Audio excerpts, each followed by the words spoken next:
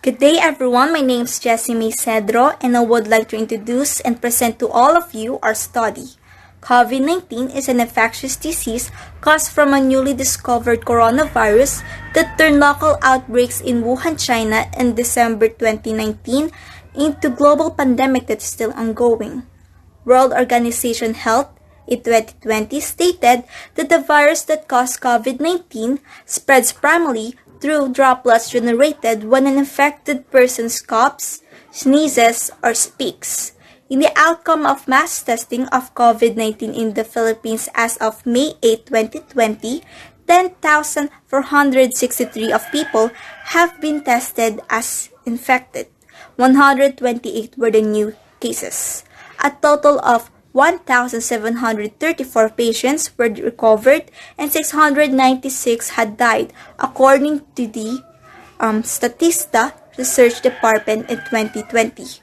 Before the COVID-19 pandemic take place, most of the students usually study in school, which is also known as face-to-face learning.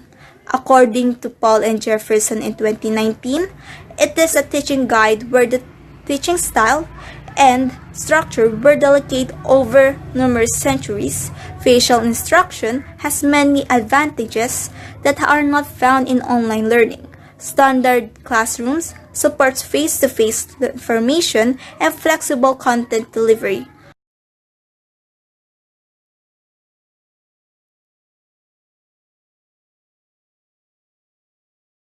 According to ABAD in 2020, the Department of Education or DepEd is moving to a distance learning approach for the following school year to consent to President Rodrigo Duterte's mandate to delay face-to-face learning until there is an accessible coronavirus immunization.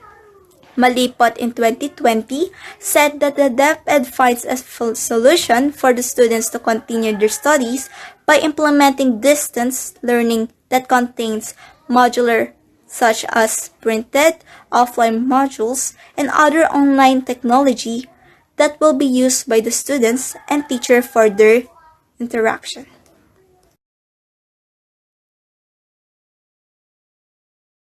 Acknowledging the great number of students who are learning through online and modular distance learning brought by the coronavirus in the Philippines, the researchers were impelled to conduct study to measure the ability of the learning modalities. In addition, this study could serve as a groundwork for an idea that aims to improve the quality of education in the Philippines. And the title of our study is Online versus Modular Learning, Comparison of Students' Performance.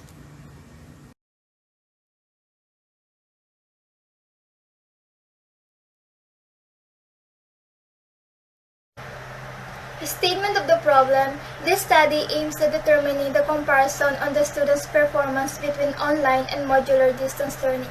Number 1. What is the profile of the respondents in terms of strand, gender, age, and mode of learning? Number 2. How can the performance of the respondents be described in terms of general weighted average? Number 3. Is there a significant difference in respondents' academic performance when grouped according to their profile variables?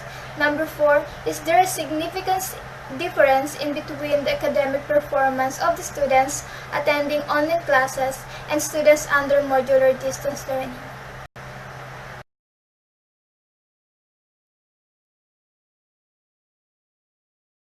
Theoretical or conceptual framework. The study will be anchored on transactional distance learning theory by Moore and was published in 1997, which applies to both physical and psychological separation between the learner, the content, and the instructor. Transactional distance theory offers the quality of the learning relationship between the learners and their learning environment within separate learning situations. It explains the less the instructor directly interacts with the online learner, the more learner autonomy should be allowed and therefore the more structured the e-learning course should be. And this was conducted by Papas and was published in 2017. It also studies and compares the three factors of transactional theory, which includes students' participation in discussion, independent study, and understanding the topics that are used to measure the communication between the teacher and the student and that affects the learning relationship.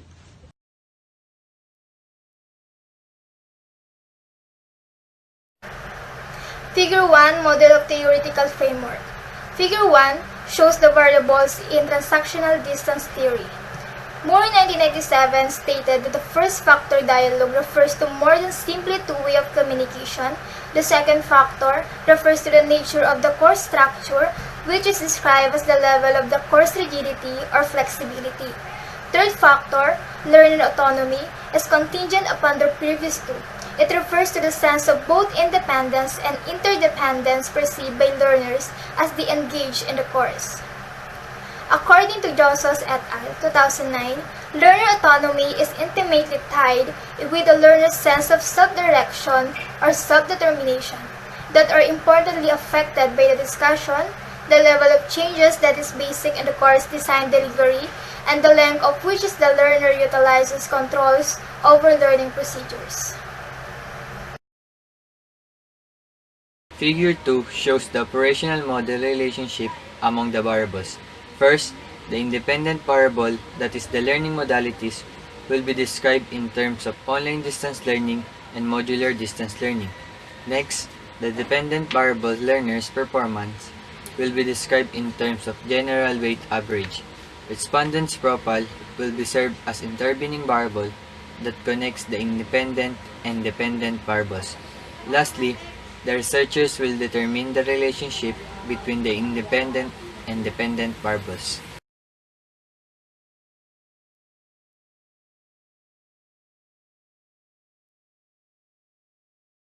To answer the main problem, the researchers will test the following hypotheses at 0.05 level of significance. H01 equal, there is no significant difference in student academic performance when grouped according to their profile variables. H2 equal, there is no significant difference in the academic performance of student attending online classes and student under modular distance learning.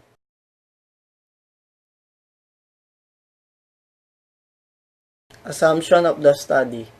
The researchers will base this study of the following assumption. Number 1. Online and modular distance learning has positive and negative effect to student performance. Number 2. The respondent experience problem in online and modular distance learning. Number 3. Senior high school students are honest in answering the survey questionnaire.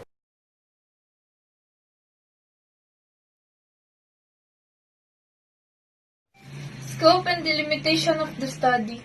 This study will mainly focus on the academic performance of students under online and modular distance learning. The profile of the respondents will cover strand, age, gender, and mode of learning. The academic performance of students will be described in terms of general weighted average. The respondents of the study consisted of 30 senior high school students from Binyan City, Laguna. 15 students were attending online classes and 15 students under modular distance learning.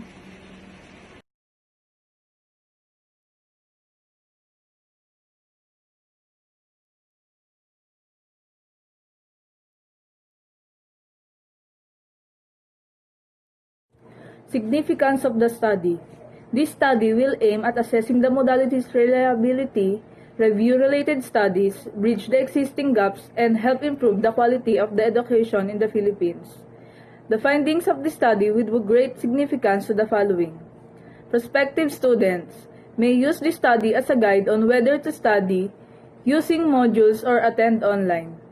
Students who make informed decisions like gathering information about the pros and cons in choosing modalities and whether it suits their preference and they are comfortable with it would be very helpful in studying effectively inside their home. This study can also bring awareness to the parents for them to help their children to cope with the problem that they are facing. They can also serve this study as their basis for guiding their children in having online and modular learning. The finding of this study will contribute to the benefit of the school administrators, considering that modalities like modules and internet play a significant role in the learning process of the student, giving consideration to the pandemic the world is experiencing today. The problems, complaints, and demand of the people will be reduced by more effective and suitable methods for student situations and preference. Therefore, schools that read the results and apply the recommendation in this study will be able to improve the performance of their students. The results of this study may enlighten the Department of Education to pay attention in monitoring the problem of the students and sustain possible solutions. The data could provide information that could help them to know the emotions of their students. The researchers themselves would be greatly benefit as this study would enhance their ability to communicate. Fellowship and socialization skills through the data gathering procedure. The process of this study in researchers will serve as an application of the knowledge that they obtain from their core subject. However, this study will also help when it comes to the understanding and finding solutions to certain issues or phenomena like the current situation in the Philippines, that is pandemic. The findings of this research will serve as a guide to the future researchers. They may use this as a basis in conducting a comparison of the students' performance between online and modular distant learning. It may help them to analyze the performance of a student between online and modular.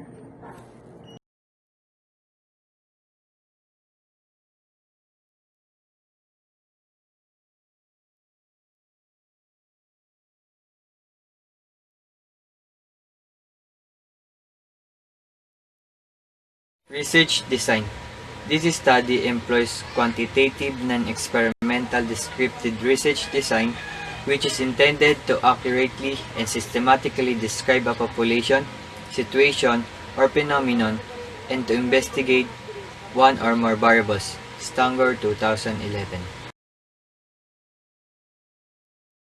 Sources of data. The primary sources of data were the respondents who answered the survey questionnaire.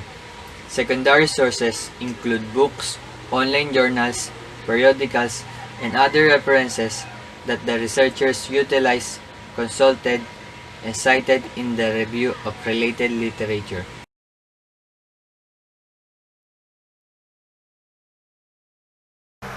Population of the study. The respondents of the study will consist of 30 grade 12 senior high school students from the city of Biñan enrolled during academic year 2020 to 2021, 15 students attending online classes, and 15 students under modular distance learning. The respondents must be an active grade 12 students that can be able to send their general weighted average at the end of their semester, whether they are studying online or modular distance learning, and must live in Biñan, Laguna. The respondents will be selected utilizing quota sampling strategy.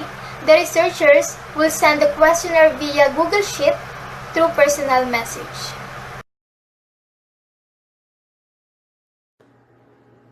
In gathering data, the researcher will utilize a closed questionnaire in which the respondents can answer the questionnaires by placing a check mark. The questionnaires was divided into two parts. Scale 1 will cover the profile of the respondents. Scale 2 will cover the performance of the respondents based on the given variables. The researcher instrument will be presented to the research advisor for initial checking.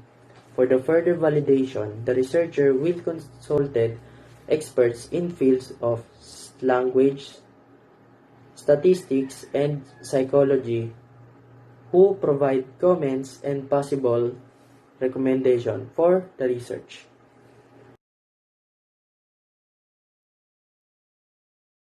Evaluation and scoring.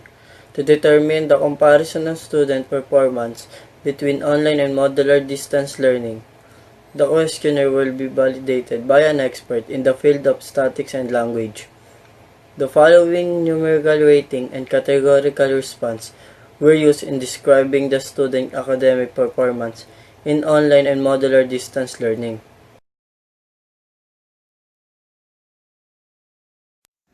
To determine the school performance of the respondents and their ability of the two learning modalities, the following numerical rating, numerical range, categorical response, verbal interpretation, and verbal description will be used in describing the comparison on students' performance between online and modular distance learning.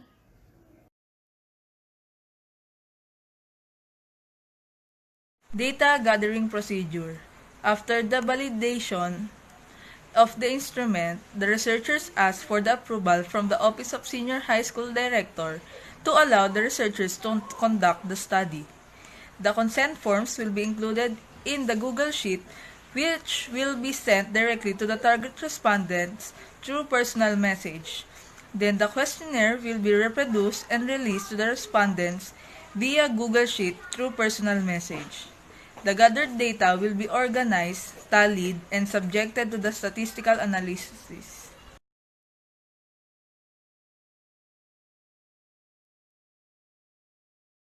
Treatment and analysis of data.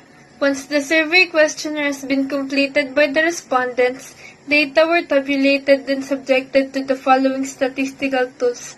Number 1, frequency, percentage distribution, and ranking were used to describe the respondent's profile.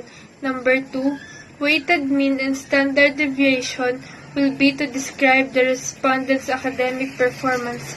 Number 3, a test of difference will be used to determine the significant difference among the academic performance of the respondents, considering their profile, variable, and learning modalities.